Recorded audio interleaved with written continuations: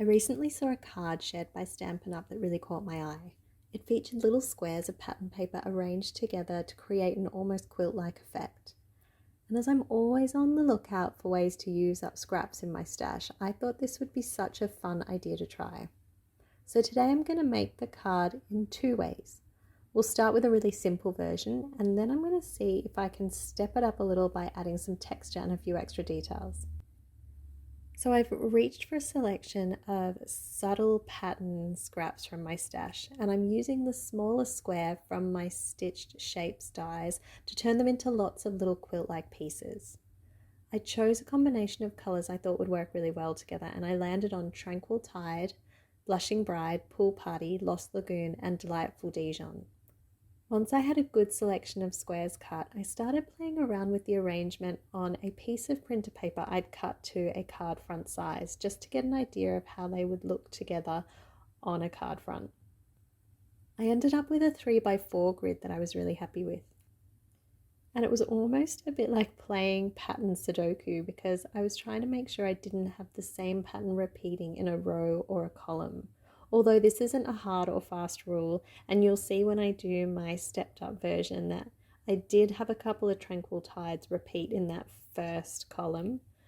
But there's really no right or wrong here. You just play around with the pieces until you find an arrangement that works for your eye. For my first card, I decided to keep things really simple. I got a regular A6 card base here, and I'm just eyeballing the position of my squares and gluing them directly onto the card front. I've sped this part up because once you've worked out your arrangement, it's really just a matter of sticking those little squares down. For my sentiment, I chose Sending You a Handmade Hug. I thought that was particularly appropriate for this project because it really tied in with that handmade quilt feeling. I've stamped and heat embossed the sentiment on a little tag cut out of Tranquil Tide, which is one of the deeper colours in my patterned papers. I also found this lovely little piece of creamy lace in my stash, and I thought it would add just that right amount of texture. I've attached it with some tear and tape, and then I'm using dimensionals to pop the tag over the top. And that's my simple version.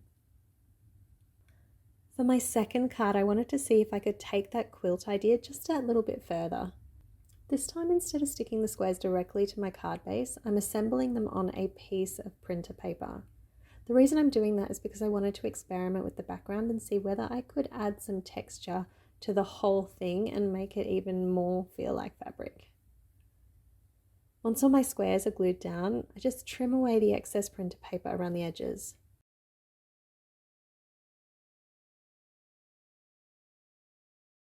And now I'm going to run the whole panel through my Big Shot using the Tasteful Textile embossing folder.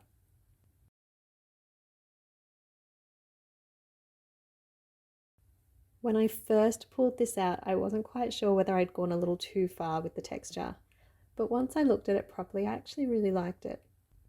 It seemed to bring all those different patterns together and make them feel like one cohesive piece, definitely giving me quilt vibes, which is exactly what I was hoping for.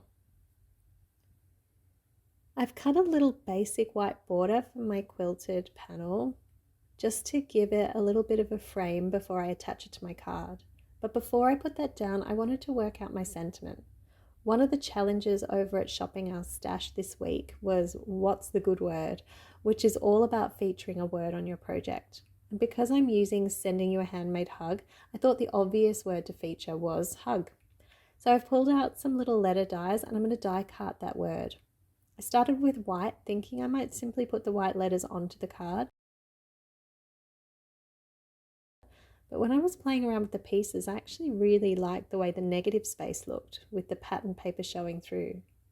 The white was a little too subtle against the background though, so I started auditioning some of the other colours from my papers. I tried this lovely Dijon colour, and in the end I decided I really liked the combination of the white surround with the Dijon letters inlaid into it. Now I just need to decide what I'm going to do with my thread. I had some linen thread here, but when I tried it against the card, I felt like the white looked a little better with the rest of the design and gave me a little bit more contrast against those patterns.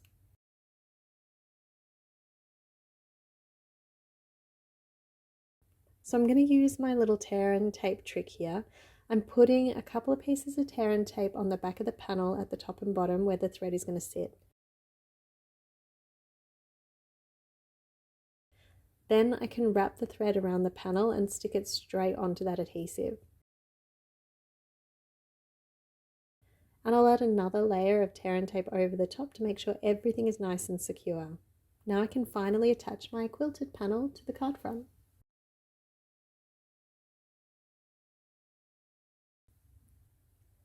For the rest of the sentiment, I'm going with that tranquil tide cardstock again, and I'm using a little post-it to mask off the word hug from my stamp.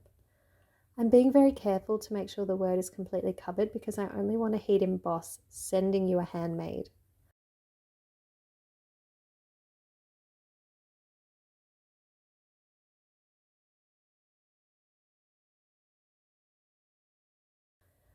I'm using white embossing powder, and I had a little rookie moment here. The post-it left just a little bit of residue on the cardstock, which meant that some of my embossing powder decided to stick where it wasn't supposed to. Fortunately, it's a really easy fix.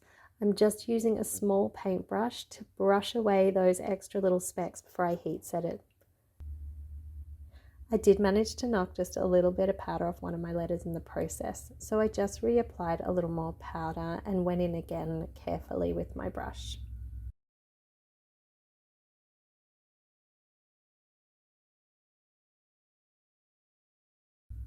Now I'm just holding my sentiment over the card and having a little play to work out exactly where I want it to go.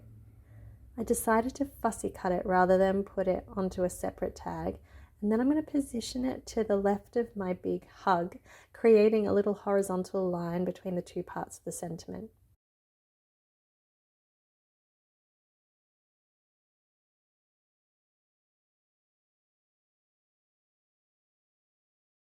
Before I attach it, I'm adding a little bow to the thread I've already wrapped around the card. I've simply wrapped another little piece of thread in behind those and tied it off. Then I've added a few dimensionals to the back of my fussy cut sentiment, and I'm positioning it so that it sits just over the bow without interfering with that big hug.